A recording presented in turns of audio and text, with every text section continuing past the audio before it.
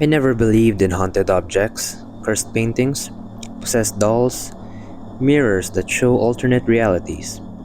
That was all fun Halloween talk to me. That changed 2 months ago. It started with a yard sale. There's this older neighborhood about 20 minutes from where I live. Mostly elderly residents, peaceful, quiet streets. I like to go for walks there on the weekends, and that's how I found the sign. Estate sale, everything must go. The house was an old Victorian, sagging in the middle with flaking white paint and a porch that creaked like horror movie soundstage. But inside, it was a treasure trove. Books, porcelain, jewelry, old little knickknacks. Most of it was overpriced junk, except the mirror. It was leaning against a bookshelf in the back hallway, half covered with a dusty sheet, oval, probably antique, framed in a blackened wood with intricate carvings that looked like twisted vines and a screaming face if you stared too long. I pulled the sheet off and froze. I swear the reflection looked a bit off, not reversed, just delayed by maybe a second. I thought it was a trick of the light or maybe me being tired. $20, the woman at the front said when I asked. Came from the attic. You want it? Take it. Just don't hang it facing your bed. I laughed. She didn't. That night, I propped it against the wall in my bedroom, facing my bed, of course. I didn't think twice about her warning. At first, it was little things. I'd wake up in the night and swear the reflection was wrong. I'd blink, and I could have sworn I saw myself still blinking half a second later.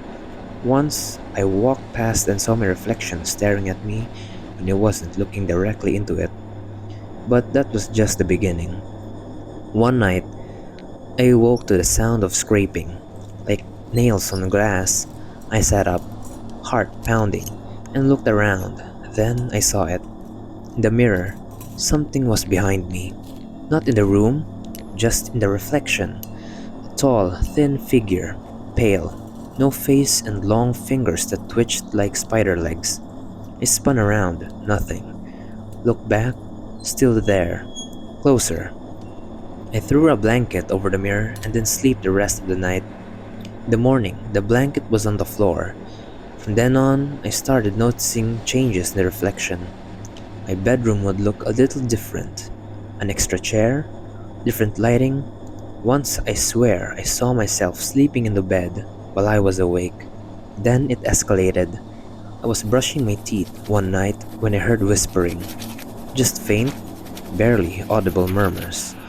I froze and looked up at the bathroom mirror. Nothing there. But from the bedroom I heard laughter.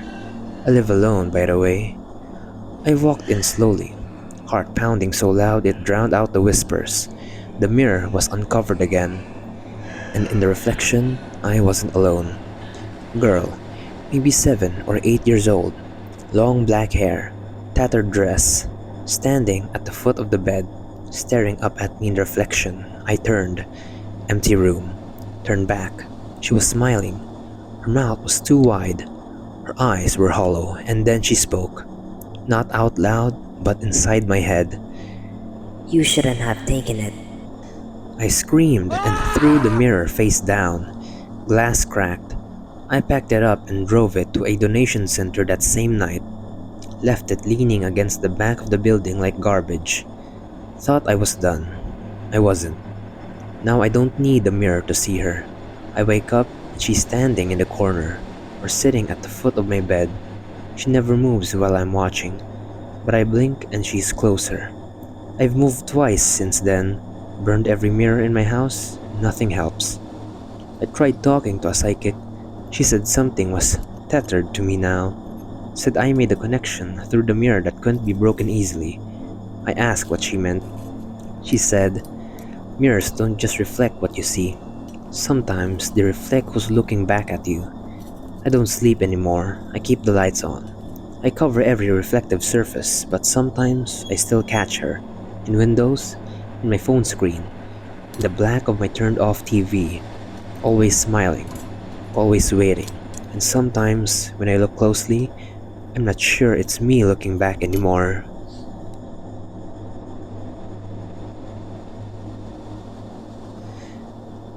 Let me start by saying that I'm not superstitious. I'm a nurse. I believe in science. I believe in observable phenomena, not ghosts or curses or haunted music boxes. At least, I used to. 3 years ago, my younger sister Lily gave me a gift. It was for my 30th birthday, something she found in an antique shop in Vermont. A tiny wooden music box with delicate painted roses on the lid, and a tiny crank on the side. Inside there was a ballerina that popped up when it played. It looked handmade, beautiful in a kind of tragic, old-world way. The guy said it was from 1800s, she told me. I don't know. It just felt like it belonged to you. The first time I played it, the melody gave me chills. Not because it was scary, because it wasn't. It was beautiful, soft, graceful, and haunting. But maybe something about it made me feel sad, like someone was whispering goodbye. I put it on my dresser and didn't think about it again until a few weeks later, when I came home from a night shift and found it open, the ballerina slowly spinning. I live alone.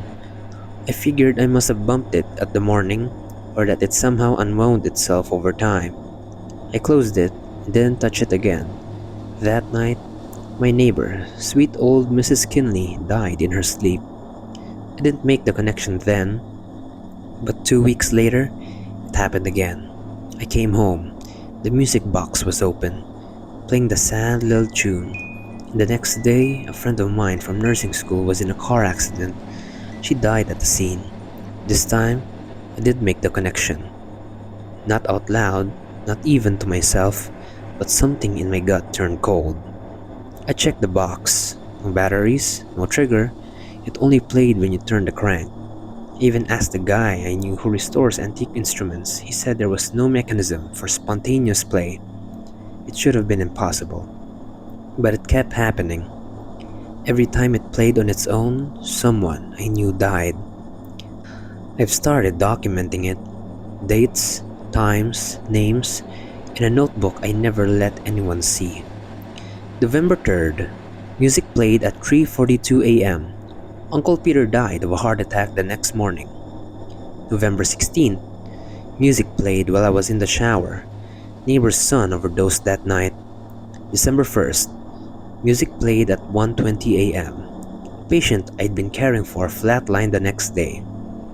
It never gave a name, never showed me who, just played like an omen. The worst was when it didn't play. I started living in fear of silence, of never hearing it when I should have, like missing an air raid siren. Then one day it played in front of me. I was getting ready for work, dressed, grabbing my bag. I passed by the dresser and the lid snapped open on its own. The ballerina rose and the melody began. I stood there, paralyzed. The box had never done it in front of me. I didn't know what to do, so I did what I always do. I went to work, heart racing. That night, a patient I'd grown close to, Margaret, 82, sweet as a pie, coded right in front of me. We couldn't bring her back, but something didn't feel right. This wasn't just another patient. This felt like the box was pointing a finger. I went home that night and locked the box in my closet.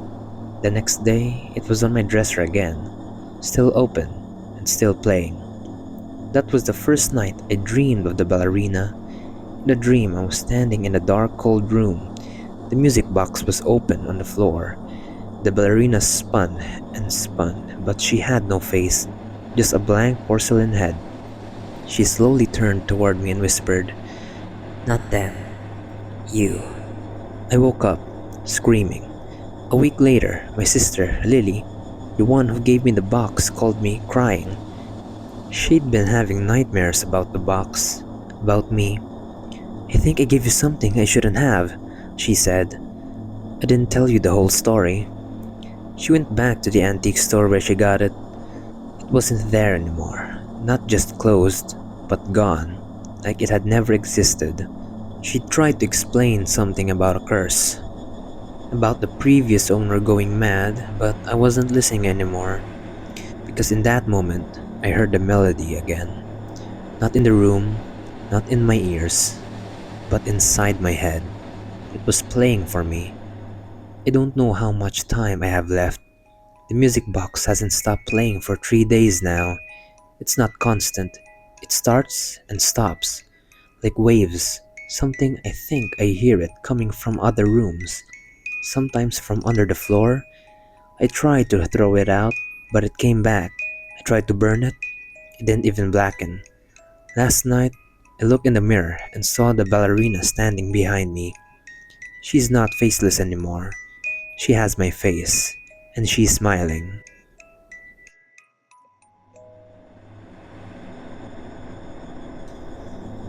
I'm not the type to write things like this. I've never even posted on Reddit before. Hell, I barely use social media.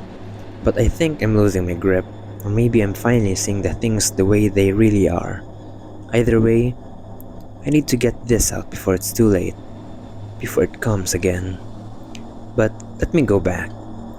After my divorce, I wanted to disappear. Not in the dramatic midlife crisis kind of way, just quietly. No noise, no people. So I cashed out half of the house, quit my job at the auto shop, and bought a tiny off-grid cabin up in the northern Michigan.